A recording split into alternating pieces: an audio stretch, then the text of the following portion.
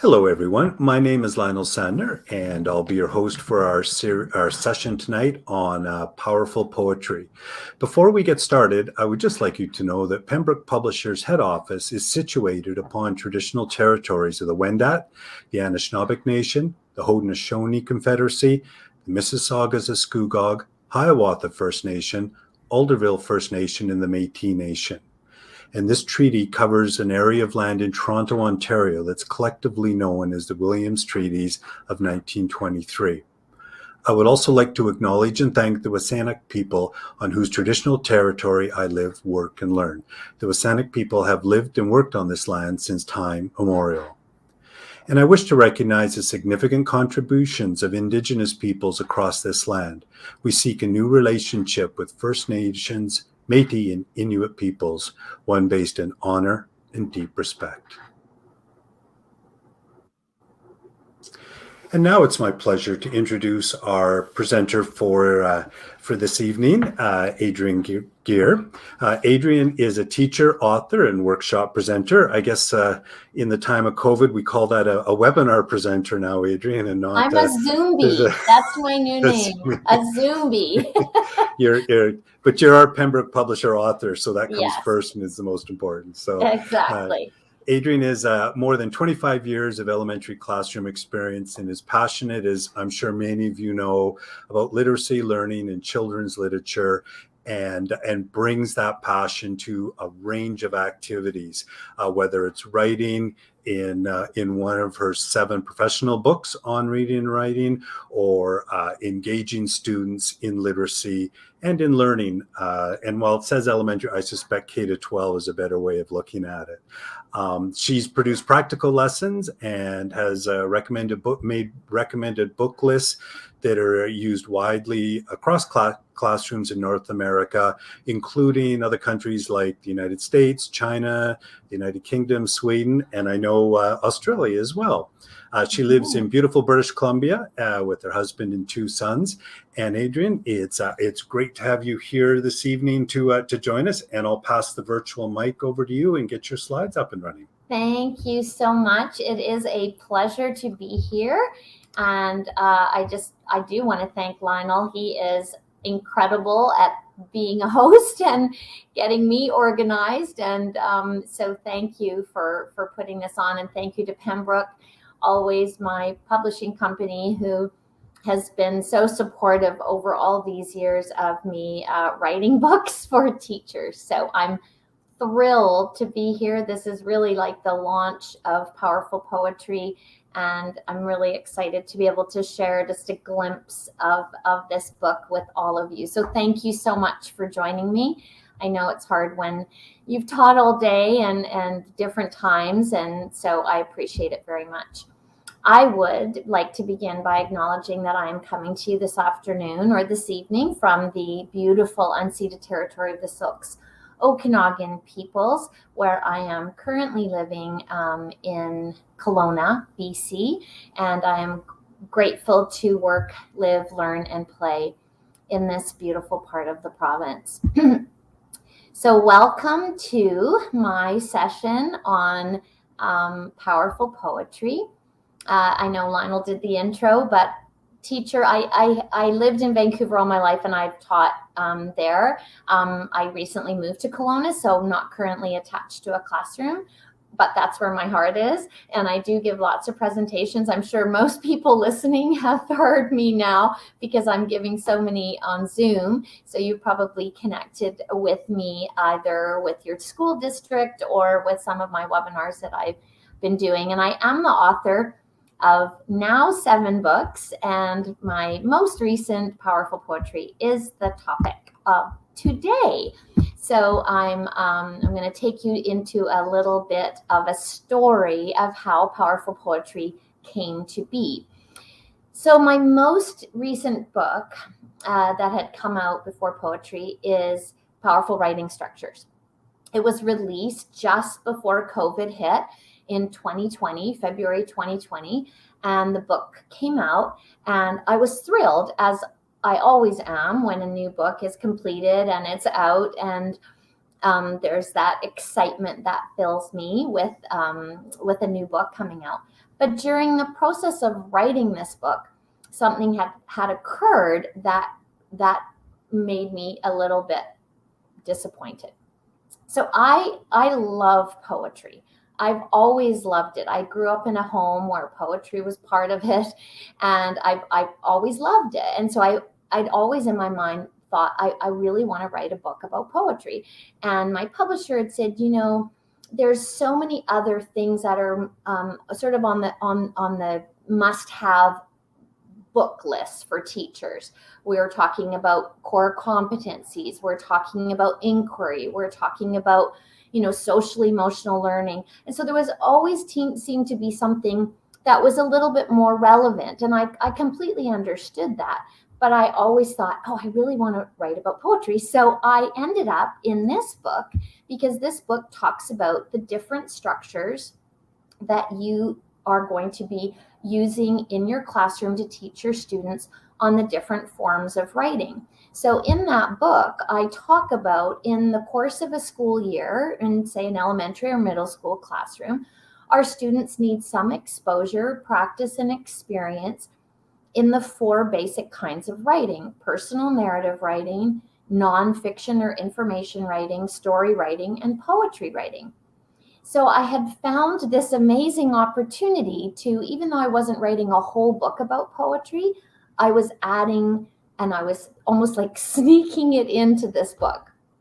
And so I did a whole chapter on teaching poetry writing and sent it to my editor, and my editor went through the book and sent me an email and said, your book is too long.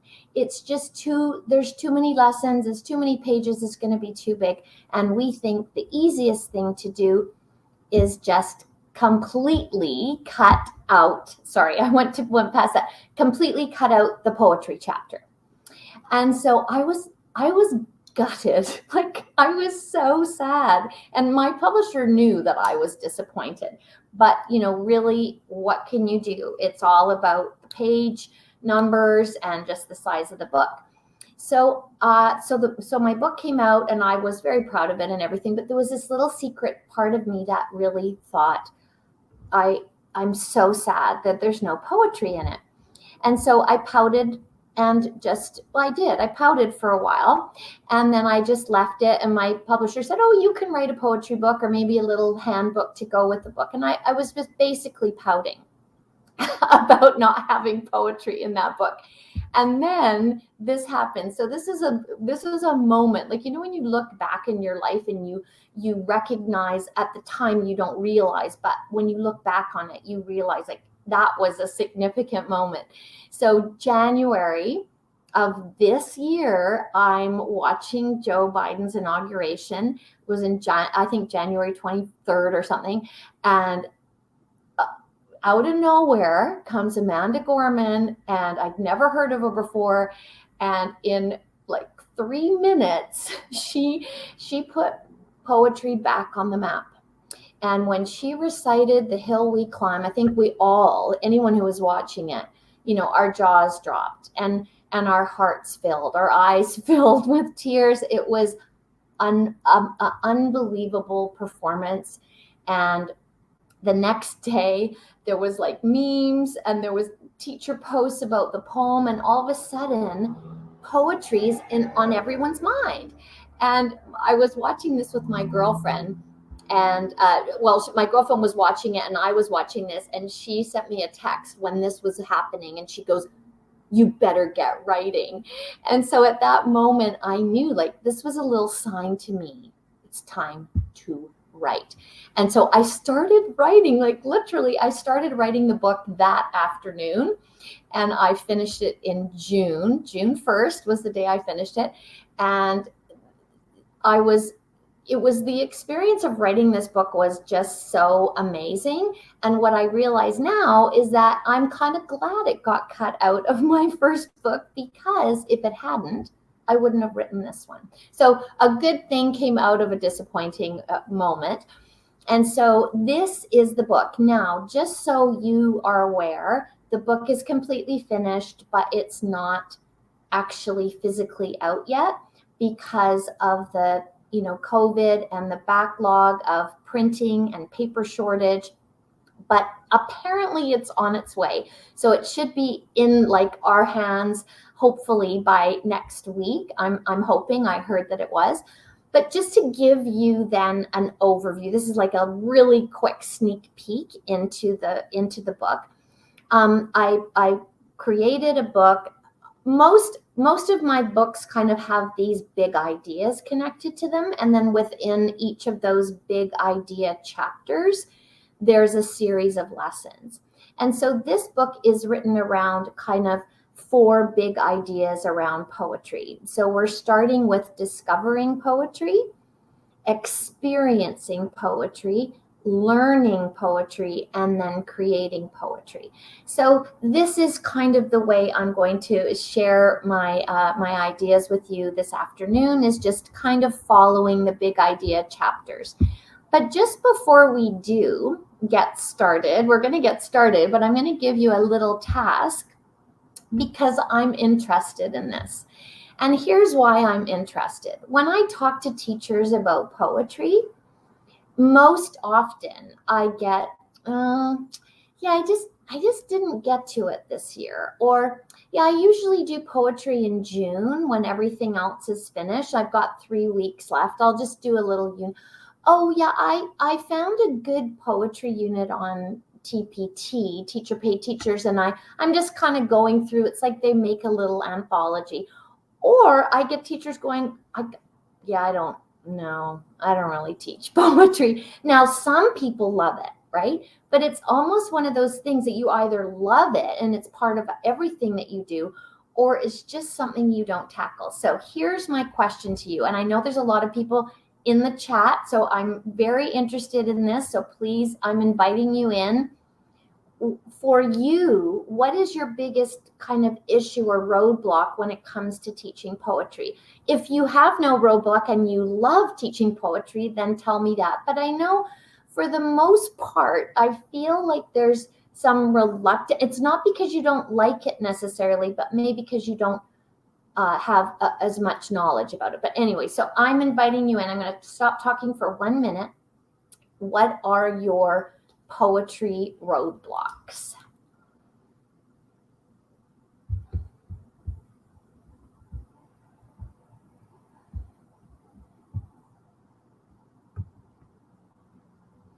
Carol Murray, I know you're out there. I just saw your little message and it just almost made me weep because I miss you so. I miss you so. That was a teacher from my school in Vancouver. Makes me cry. Lack of background knowledge. Love teaching poetry, Mother's Day poetry book every year. Love it. How to teach the different. Kids don't seem to love it. What a great comment, Lisa. Thank you. Finding good poetry that's approachable. In-depth unit last year. Kids loved it. Love teaching poetry. Love musically. There's lots of poetry fans here. Unsure of how to use it effectively. Good. Finding poetry that engages kids. Georgia Hurd. Oh, Georgia Hurd. She's my gal too. Oh, hi, Joan Jung. How are you? All these people I know.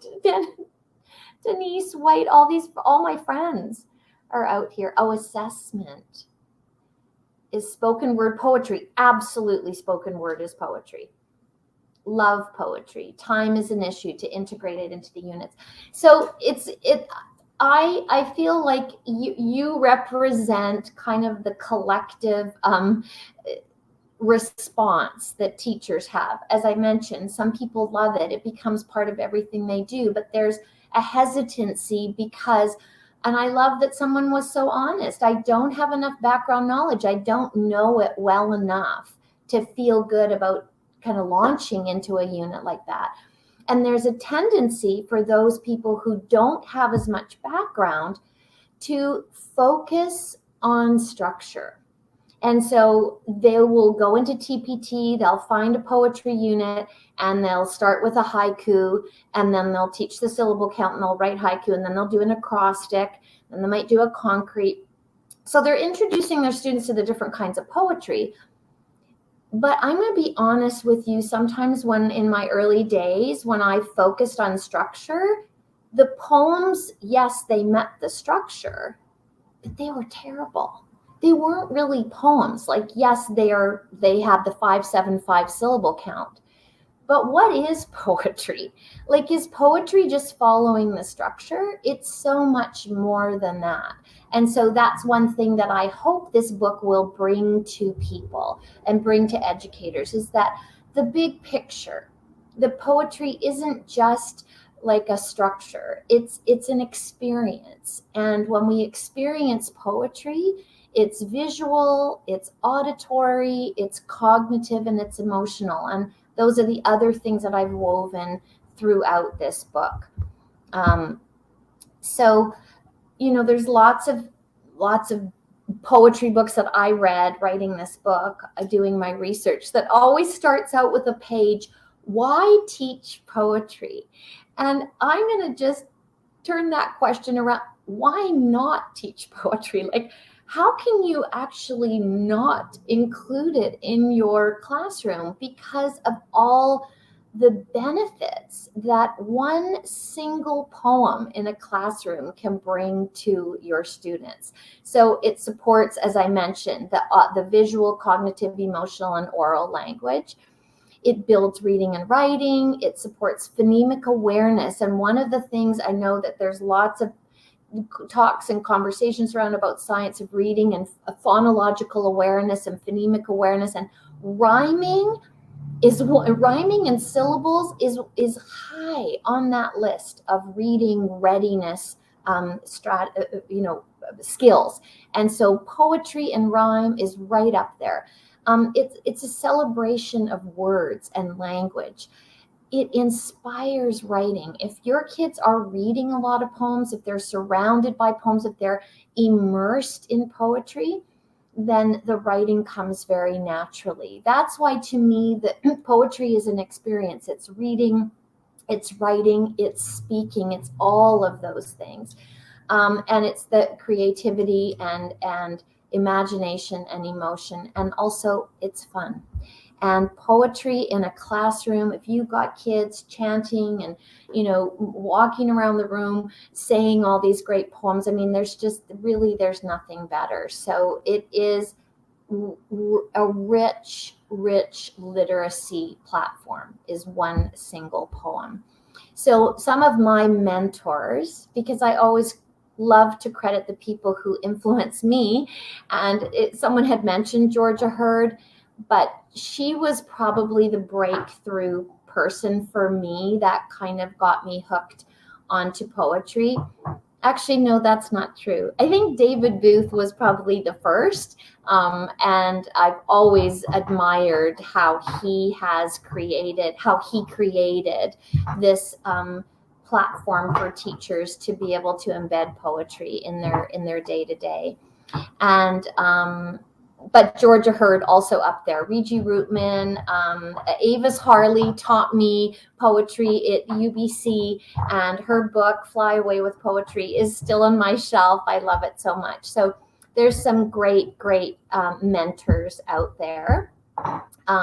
So let's start with discovering poetry. Now, I'm just going to apologize right now, because if you have a little bit of a background irritation, if you can hear some background, if somebody can hear something irritating in the background, just put a little post in the chat. If that's the case, I'm going to take my dog's bone away from her because she's chewing on it and I can hear it and I don't want it to bother you. So discovering poetry. So there's, now I'm just going to look in the chat to see if anybody is, oh, great, French. I love that you're using poetry to teach to use for French language. Brilliant. Thank you for sharing that. So in the first chapter, where I'm sort of beginning this discussion around how to help kids discover poetry, really is first and foremost teaching kids that poetry is an experience, that it's something we can see, hear, think about, and feel. And so that kind of strands into the center. If you sort of think of poetry in the middle and think of those 4 angles coming in, that's one of the most significant parts of the opening chapter, and some of the lessons where I focus on that discovery.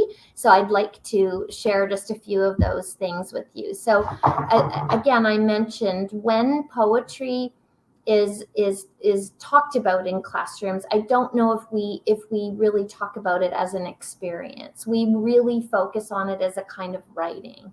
But to me, it is the idea of having kids understand that poems are visual, and they also, they look, and then they have a sound, and then they have something to think about and something to feel.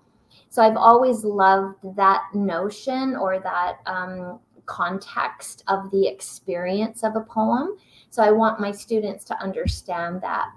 So my first lesson really is focusing on, so if you think about those 4 strands: visual, auditory, emotional, and cognitive, we're going to start with visual, because I want students to kind of start understanding that idea of the experience.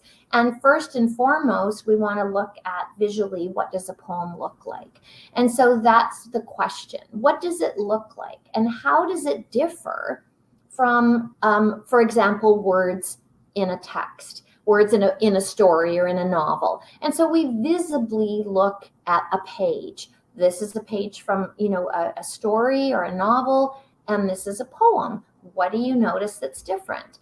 Talk to your partner. And so obviously we can have that pretty easy discussion. Well, we see a title on the poem, and we see a lot more white spaces on the page, and we see the poem kind of broken down into, sort of like paragraphs. So in the text, we see the words divided, but it's a bit more visual, a bit more visible to the eye in a poem, where you see those sections of the poem. Now, again, I'm doing a bit of teaching here to students. I know you know this, but if I was talking to students, when we divide our story and we group our ideas in a story, we call those paragraphs. If we're singing a song, it's often called a verse. But in poetry, the little sections are called stanzas. And so a poem has a title, and a poem will often include the poet's name, and then there is stanzas. Sometimes, not always.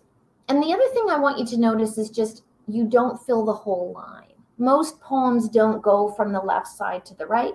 They're just in the center. So you have those conversations, and then you begin to, talk about it. A poem is visual.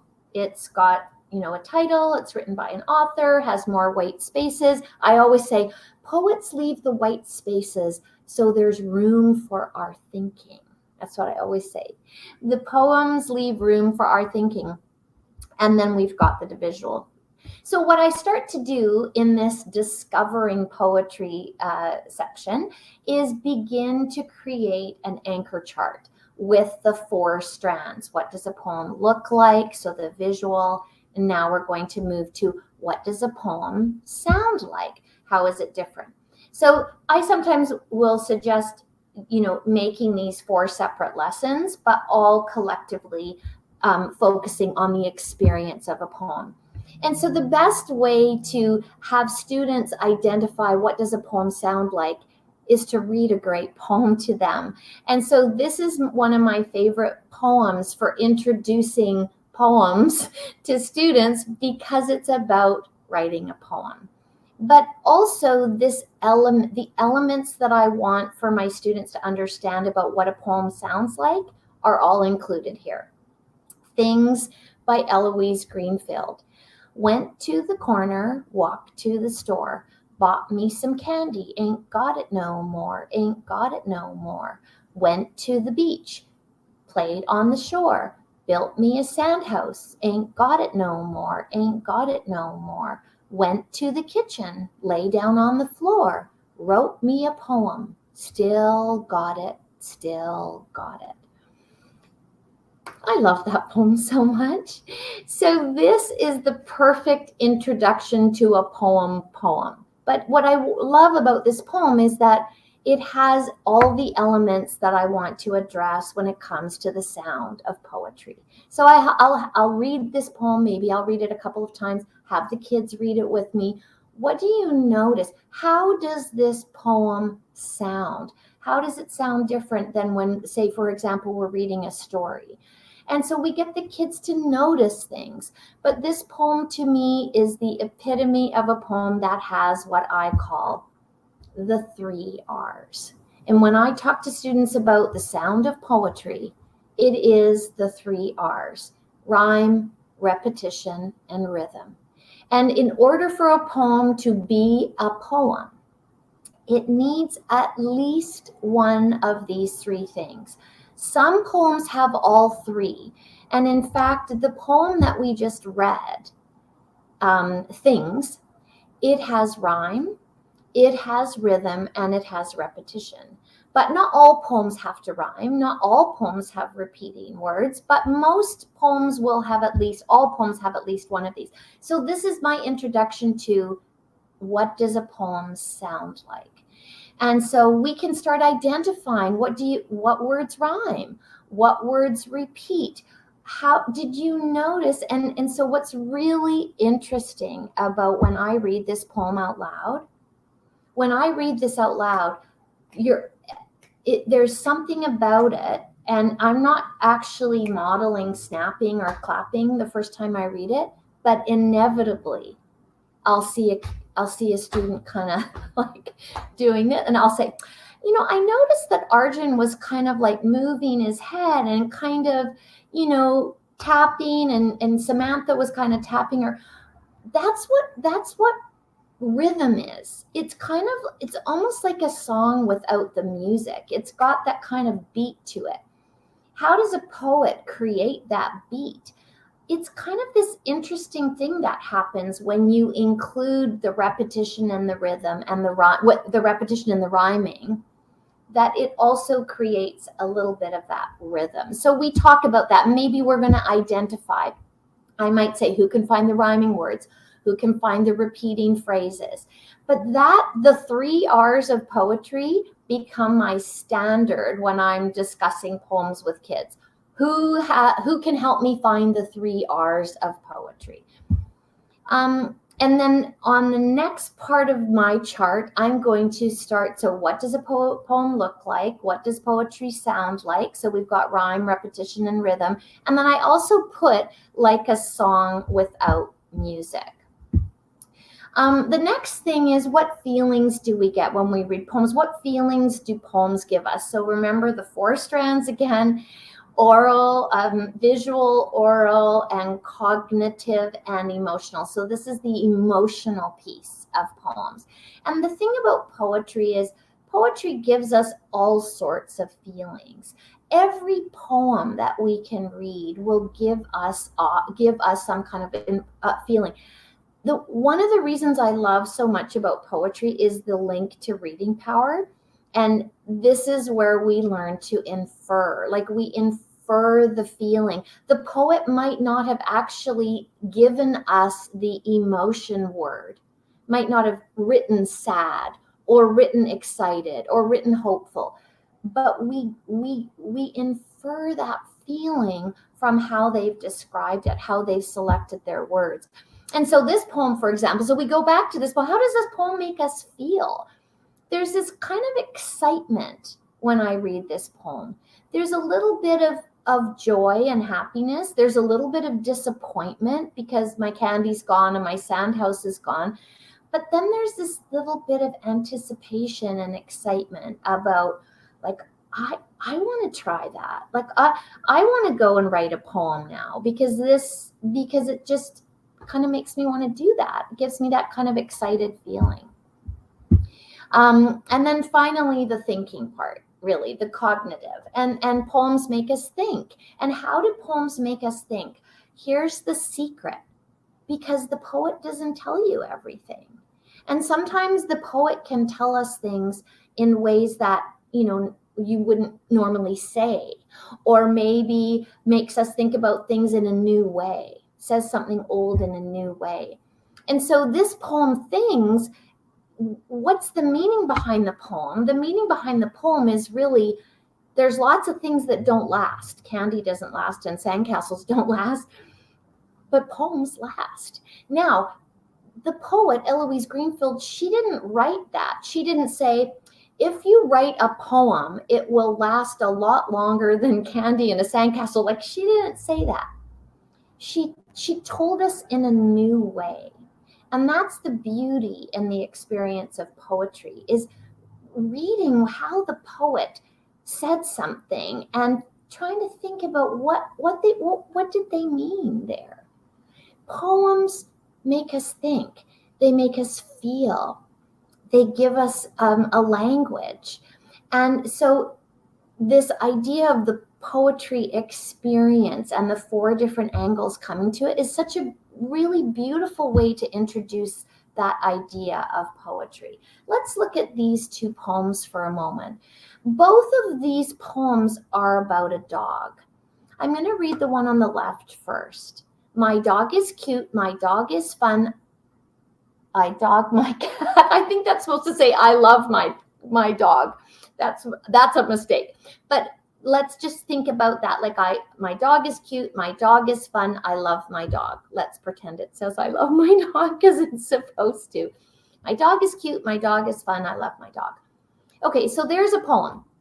Does it have rhyme? No. Does it have repetition? Yes. Does it have a little rhythm? My dog is cute. My dog is fun. I love my dog. Kind of does. Does it say something old in a new way? Well, it says something old in a new way because I typed it incorrectly, but if it was written correctly, it doesn't really. It just is factual. Like, my dog is cute. My dog is fun. I love my dog. Okay, let's look at the second one. The second one is also about a dog. My dog, Poppy, best dog, Poppy. His tail tickles my legs. His feet smell like wood chips. Best friend, Poppy. Now, this poem is also about a dog. It's got repetition. It's got a little bit of rhythm. It doesn't rhyme. But to me, what makes this poem stand out, while both poems are about loving a dog, one says, I love my dog, even though it doesn't say that. One says, I love my dog. The other doesn't say that. Doesn't say, I love my dog. But when I read that poem, that's the feeling I get. His feet smell like wood chips. Best friend, Poppy. There's something about that to me, I read that poem, I feel love. Even though the poet never said, I love my dog, Poppy, but it gave me that feeling. So that's the difference between poems that tell and poems that make us feel, right? That tell us something old in a brand new way. And I apologize for that error. So then this becomes my broader anchor chart, right? Discovering poetry. We've got this creation. What does poems look like, sound like, make us think about, and make us feel? And so that's kind of my introduction to the idea of poetry. I'm going to pause there for one moment. What was new for you there? What was something that you liked that it gave you maybe a different perspective on how one might introduce poetry to students? I'm going to pause for 30 seconds. Would love your thoughts. What did you like or learn or feel like, yeah, I like that angle? Adrienne, you'll notice the last 3 comments from Jock kind of start to talk a little bit about that. There's Great. A good time to introduce illiterate. Yes. Great. Concrete poems. Great for visualizing. Yes. Thank you. New words to know. So, yes. Copy, rhythm, and rhyme. Mm-hmm.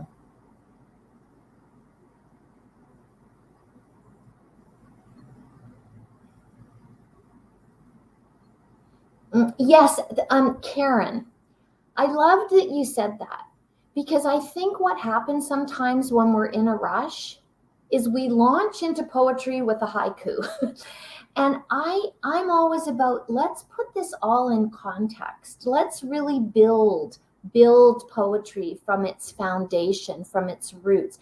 Give kids the big picture so that they have an understanding of what that actually looks like. Pay attention to the white space, Tara. Yes, pay attention to the space. That's where our thinking goes. And that's why I love poems, because of all the white space it gives us. The 3 R's, yes. 3 R's is a simple way, and kids will remember it, right? They really, really will. Like a song without music. Thank you to all of those people who commented there. That's great. So now we're on to the second section, which is called experiencing poetry. And you know, it's so funny. So I write books. You know that about me. And sometimes when I read my own books back, like this is almost embarrassing to say, but I think to myself, I wrote that? Like, wow, that's really good.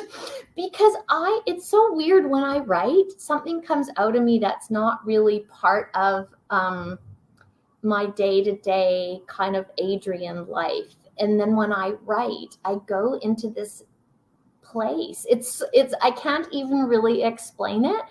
So I read this, I was just doing a final proof, and I read this line and I went, I love that. I'm going to quote myself. And so now I'm going to quote myself. And I mean, it sounds a little bit like I'm bragging, and I kind of am, but I love the way I love what this actually says. Once we make the shift in our thinking that poetry isn't just something we fit in, but something we live in, poetry becomes a natural addition to our day-to-day practice. And I think that is it, like, if we strip away everything from what I talk about in my book, I think that is, to me, what I want teachers to come away with. It's not a little unit that you do in June. It's a way of seeing and being. And I think if we can capture that and give that to our kids, we've done wonders to their appreciation and understanding of what poems are and what poems can do. Because it's not just a different kind, you know, I talk about it as just one other structure and kind of writing, but it's so much more to me than that. And I think if we can kind of shift the angle of our that lens just slightly. So this is all about, in your classroom, establishing the experience of poetry with your students by creating some poetry rituals. Poetry things in your classroom that become common practice, not just when you do your unit in June, but all through the year. Having poetry books in your classroom on a table with a label, and having anthologies out, and just filling your classroom with the sound of poetry on a daily basis or weekly basis. I think that those are some things. So these are all the rituals that I would set up in your classroom. So poetry anthologies are great. You only purchase one of them, and you have hundreds of poems that you can share out loud. So those are some of my favorites. Make poetry fun. Like once a week, do like a class poetry chant. I know lots of primary teachers do this, and so this isn't new for you. But you put a poem up. Every time I share a poem with students, I always like for them to see it, because I want them to be able to see the stanzas, see the white space, notice the rhyming words. But you put, you know, you do a poem of the week, or and you play with it. You have fun with it. You get the kids to recite it, and not recite it like memorize, but just kind of play so that they get that feeling of poetry. This is one of my favorites by Robert Hybrider. Sun, sun. And I'm just going to read it really quickly. But what I love about this is the way that you can divide it into two voices. So it's actually the narrator is talking to the sun and the sun is answering. And whenever I see a poem that's got the two voices, there's actually poems written for two voices. It's a great way to play with a poem because you can divide the kids in half and one can say one and the other can say the other. What you want to do is just bring the sound of poetry to your whole class. So this is a great one. And Carol Murray, I taught poetry to Carol's class. That's why it's so funny she's in this thing, because she was a grade 1 teacher at my school and I would go in and do poetry with her class. So I'm sure I've done this with her, but it's Sun, Sun by Robert Hybrider. Sun, sun overhead, what's your color? I am red. Sun, sun, fiery fellow, what's your color? I am yellow. Sun, sun in sky of blue, what's your color? Orange too. I'm golden yellow, orange and red, a burning fire above your head. So we read it, we look for the 3 R's, we talk about it, we talk about the two voices, and then we say it. We say it once when we're standing and sitting. We divide the class in half. This half is the sun, this half is the narrator, and then the sun is going to have the loudest voice, and then we're going to whisper, and then we're going to stand up when we say it, and then we're going to, you could do this poem like 10 times, and every time you do it differently. And by the 10th time, your kids don't even look at the words because it's the poems inside them. So it's just to play with. I'm not giving them a test. I'm not making them copy the words on copy the poem out. We're just experiencing it, and we're talking about it in that way. Those are great collections. These are, I like to look for books that really have recommended, these are called forget-me-nots or off by heart. So those are recommended for learning, poetry by like class chants and things. Read books about poetry. So these books are all about characters who either have a poem in their pocket or love poems. So Otto the owl who loved poetry, or the bat poet. So those are all books about poems. Have a poetry. I don't know if you've ever seen this. It's I've seen it all over Pinterest, but a poetry in your classroom is just a permanent place in your classroom that recognizes and honors poems. So you can hang a ton of different things on here. You can hang the students' poetry. You can hang the poem of the week. If you're focusing on a particular poet, you could have, poems by a particular poet on there. But a poetry is a great way to kind of have a little bit of a corner of your classroom that's poems. Another thing to do is a poet study. So I would think every single teacher, if I asked you, and if we had longer, I was going to ask everyone to say, who's your favorite children's poet? 90% of people will say Shel Silverstein. And I'm going to give him all the credit in the world that he has become such a name, and he's so good, and his poems are so fun and funny and thoughtful. And I'm not taking anything away from Mr. Silverstein because he's amazing. But there are a lot of other children's poets, and I already saw some in the chat that are worth celebrating. So let's bring some poets into our classroom. I used to always do a poet study, like I'd photocopy a picture of the poet, and then we do a little bio, like where do they live and what kind of poems do they write. So this is one of my favorite Shel Silverstein poems of all time. And I read it to the kids, and I've had such great success with sort of grade 3, 4, 5 performing this poem. So I don't always do like poetry performances, but some poems just like invite us to do the performance. So this is called For Sale. One sister for sale, one sister for sale, one crying and spying young sister for sale. I'm really not kidding. So who'll start the bidding? Do I hear $1, a nickel, a penny? Oh, isn't there any one kid who will buy this old sister for sale, this crying and spying young sister for sale?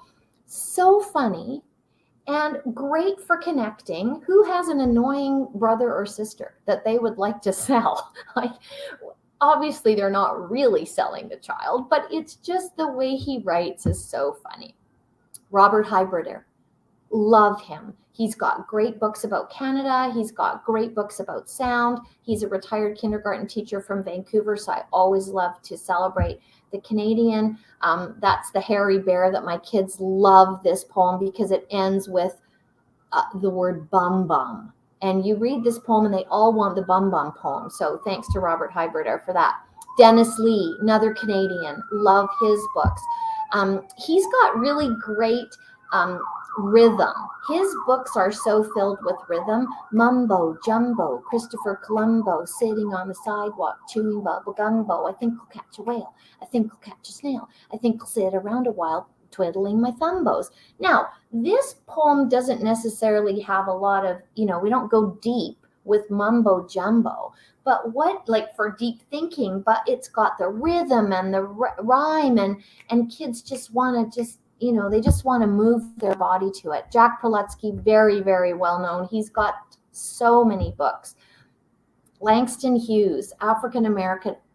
Actually, he writes poems and stories for adults, but his poetry for children, second to none. I use his poems all the time when I'm talking about feelings. This poem, April Rain Song, is actually a great one that I introduced to for personification. The first line, let the rain kiss you. Let the rain beat upon your head with silver liquid drops. Let the rain sing you a lullaby. Perfect for teaching personification. Eloise Greenfield, another African-American, amazing poet, beautiful. Myra Cohn Livingston.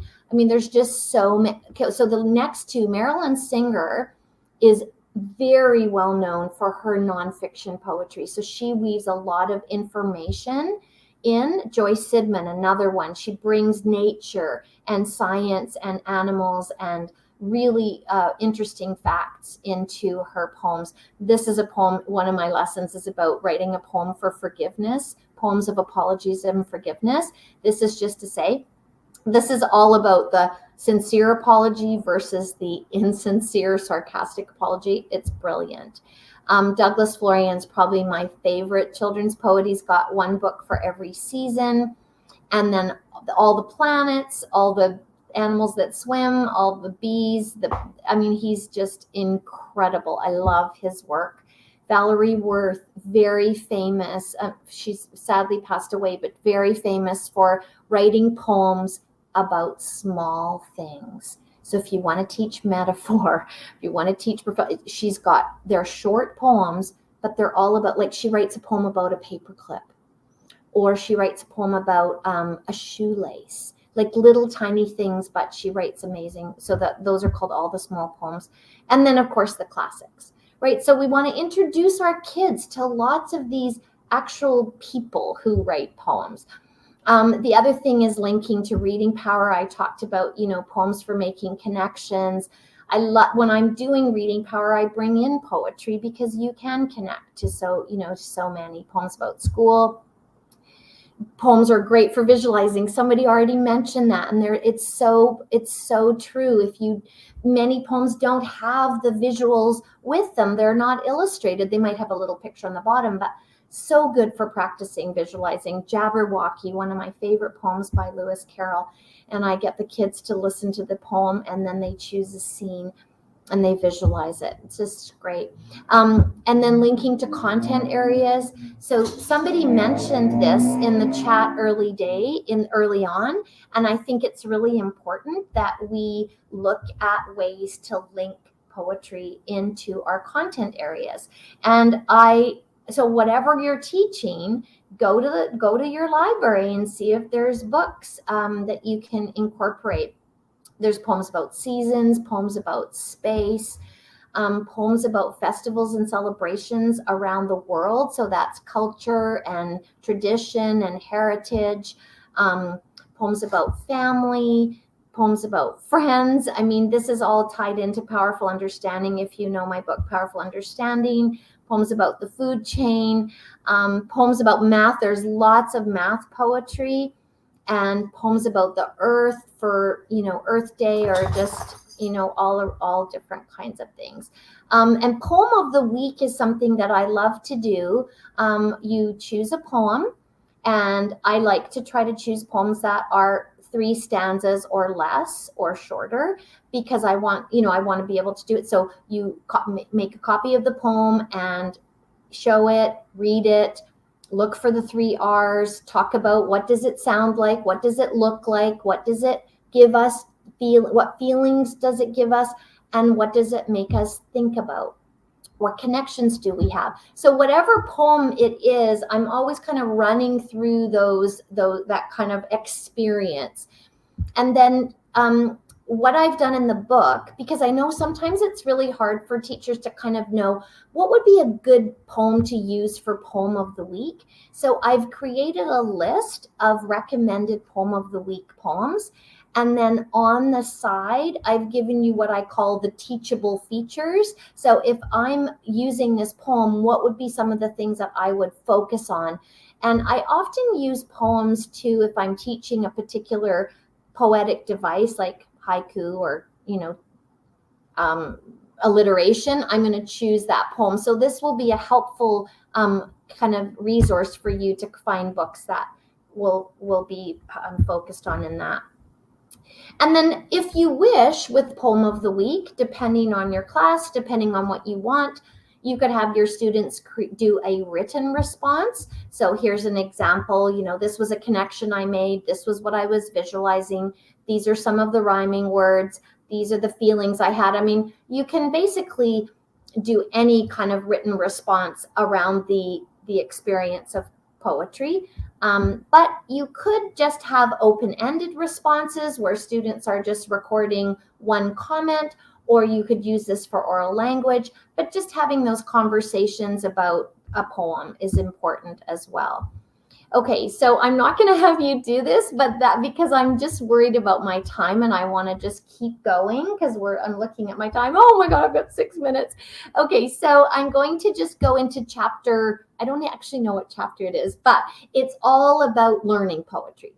Before kids can really start launching into, creating their own poems, they really do need to have a bit of background in both the tools and the types. So poetry tools are the different literary devices: simile, alliteration, personification, some of the more popular or more sort of used ones. So poetry tools, and then poetry types: haiku, concrete. Somebody mentioned concrete poetry, cinquain, diamante. So all the different kinds of poems. And then once they have a little background in that, then it's easier to talk about poems. It's easier for them to write their own. But it is almost sort of like your tools that you need. And so when we look at tools, these are the ones that I've included in the book. And rhyming is one that I talk about, where there's different rhyming patterns, some complicated and easier. I want to talk about repetition too with kids, because repetition is one of the easiest techniques for children to do. Take a sentence and look for a couple of words that you could start your poem with, and just repeat it. I mean, repetition lesson is almost foolproof. The lesson on repetition, and this was a poem written by the grade 4 student. So good. Bubblegum, juicy pink bubblegum, soft pink bubblegum, chewy bubblegum. Chew it up soft, up and down teeth. Blow that bubblegum, big pink bubblegum, bigger bubblegum, pop. Oh my gosh, grade 4 wrote that, and I'm just blown away. And it's just because you teach repetition, and she was just bubblegum, and you get the kids to kind of get really excited about it, and then these amazing poems come out of them. Alliteration, I love. Alliteration's so great, and I have this lesson in the book. It's really interesting to think about pop culture and how much alliteration we have in pop culture. like Peter Parker, like character names, Peter Parker and Lois Lane, and then alliteration in pop culture, TikTok and Candy Crush, alliteration in ice cream flavors, alliteration every day, like no nonsense and jumping jacks.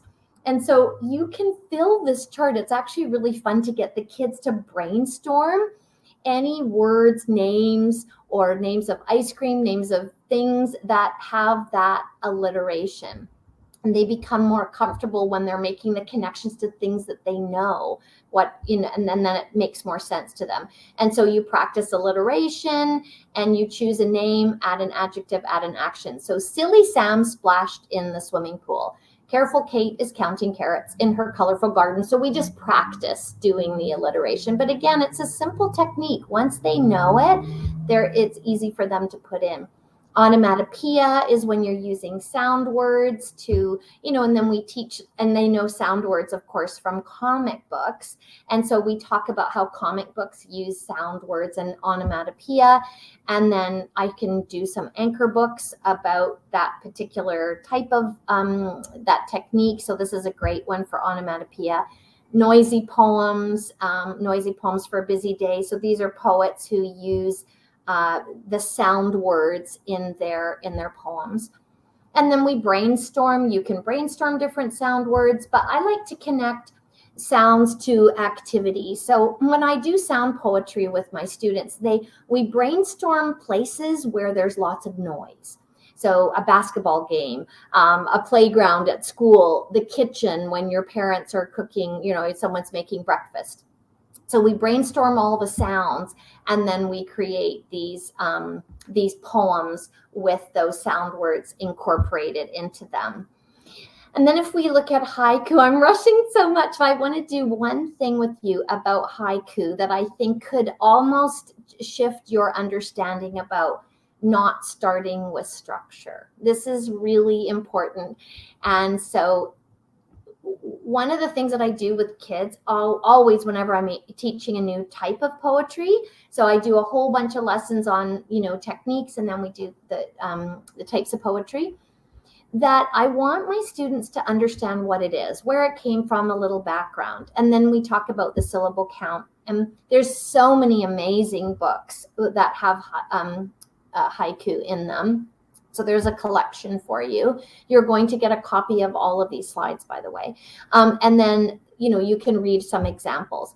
But here's the difference, right? This is where I really want kids to understand. I'm going to read the top one. My frog is funny. My frog is funny. He jumps in the lake with me. He swims beside me. Okay, so there's a haiku. Is it a haiku? Yeah, it's a haiku because it has 575.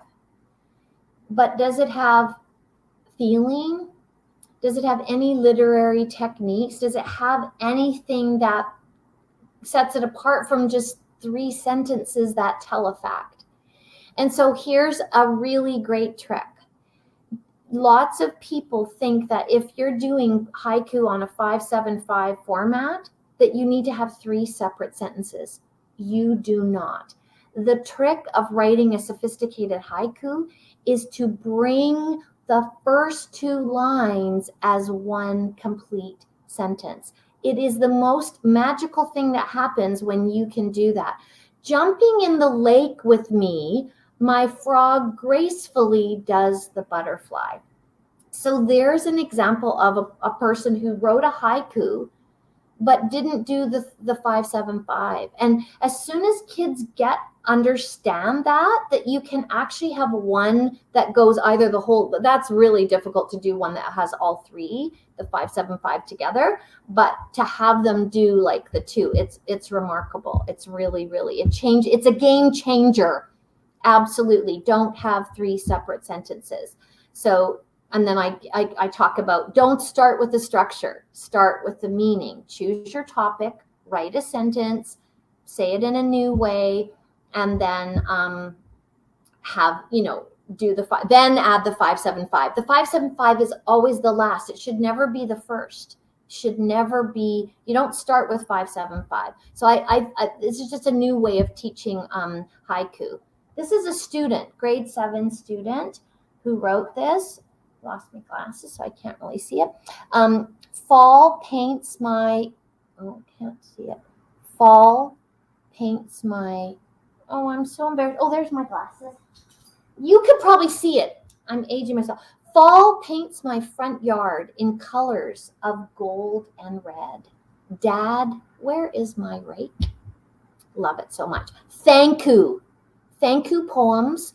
Great, all about gratitude and all connected to haiku. I love these. These are haiku poems written by my students. My Auntie Cheryl sends me funny texts wrapped in love. Grateful. Oh, thankful for my dog. Her tail is a wiper. Back and forth it goes. So good. So good. Acrostic, same thing. How many times do we do our name? There's my name, Adrienne. Choose an adjective. I've written an acrostic. And that is probably the lowest level of acrostic poetry that you can write with the one word. So in my book, I teach about single scoop. If you talk about triple scoop, double scoop, a single scoop acrostic is one word. Double scoop is two word, like a sentence. And then the triple scoop, again, trying to float the line across one or two different ones. So that's an example of this. I'm at the end. I know I'm at the end, and I know that I always over plan and have way too many slides. I think I had 150 lines going. You're never going to get through them all. But I just want to talk about how poetry fits in. And if you know my powerful writing structures, you know about brain pockets. So the last chapter is just showing you how to incorporate poetry writing. If you're doing personal narrative writing for memory pockets, how you can incorporate. So if you're talking to your students about identity and who they are and where they're from, then you write an I am from poem. If you're doing nonfiction, you focus on your topic that you're teaching in social studies or science, and then you have your kids write a poem connected to that. So this is a list poem about explorers, a list poem about the rainforest. And then for imagination pocket, when you're doing story writing, you can get your kids to write an imaginary poem about an imaginary creature. I'm going to end with my favorite imaginary creature writing from a grade 3 student called Spider Ghost. So we created these imaginary creatures. The spider ghost is coming here. Watch out, watch out. It has 65 legs and 34 eyes and spits out venom from its butt. Nasty. The spider ghost is coming here. Watch out, watch out. You better run fast. His black tongue can wrap around you and squeeze you like a king cobra till your eyes pop out. Nasty. Nathan hated writing. Literally would never write. And there was something about poetry and this imaginary creature. And all of a sudden he wrote this. I love this poem because it represents to me a lot from what this child was doing at the beginning of the year to the end of the year. Love it, love it, love it. There's my few. I'm done. I hope you feel excited. That's the most important thing about this. I always overdo, but I want you to be excited. I want you to leave today feeling like, okay, I think I know a little bit more about poetry. I can launch. So thank you so much. Lionel's going to cut me off. He's going to bring the hook, throw up the white towel, and say, stop talking. Okay, No way. What are comments? From the chat, I think you can see if people could stay, they would have. I feel like we need another hour of just a poetry salon where we all sit with our favorite beverage and you read poems for an hour just to keep us going. So that was great. I'm just going to quickly just put this up for folks. I've mentioned this in the chat, but Pembroke Publishers does have a coupon code of PP21. And if you put that into the website when you're purchasing Adrienne's book, you will get a $5 discount. And I would like to say, Adrienne, as the physics teacher in this group, I requested the code PP for Pembroke Publishers Powerful Poetry, PP21, thinking of alliteration, but I got overruled, so we're down to You got mixed. I love it. I did not know you were giving out a coupon, so I hope everyone will get that, because that's great. I put it in the chat as well. Fantastic. I love it. Thank you so much. Thank you everyone for coming. I'm so grateful, and I'm so excited about this book, as you can probably tell. So I love that you are excited too. That's great. And Adrienne, I know we've run out of time, but on behalf of everyone, and you can see from the chat here right now, thank you very much for your enthusiasm, for bringing poetry into the world of our classrooms. And I think you have a lot of excited people that will be trying this out tomorrow for sure. So on behalf of everyone, thank you so much.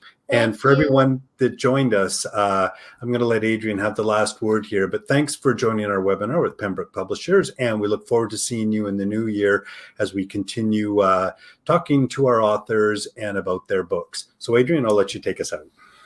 Thank you so much, everyone. I'm so grateful to you. And I think I don't know if Mary's in there, but I think Sherry from Australia was there. And hi, Sherry. Special hi to you from Australia. And thanks for coming live. And I know, Lionel, this is going to be available as a recording. Is that correct? Correct. So if you missed it or you want to just watch it again, but all the slides will be sent. And just thank you so much for coming. That's it. Great. Thanks. Good night, everyone. Okay. Bye.